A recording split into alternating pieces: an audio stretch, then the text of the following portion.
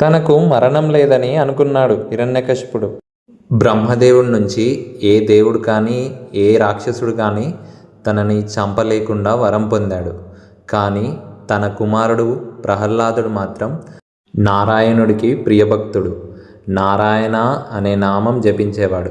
నీ దేవుడు ఎక్కడ ఉన్నాడు అని అడిగినప్పుడు ఈ స్తంభంలో కూడా ఉన్నాడు అంటాడు. ఒక్క దెబ్బ స్తంభం పగిలింది. సాయంత్రం వేళ మనిషి అర్ధసింహ రూపంలో ప్రత్యక్షమయ్యాడు.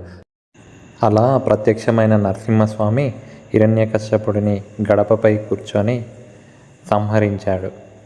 నరసింహస్వామిపై భక్తి ఉంటే ఈ వీడియోకి వెంటనే లైక్ చేయండి.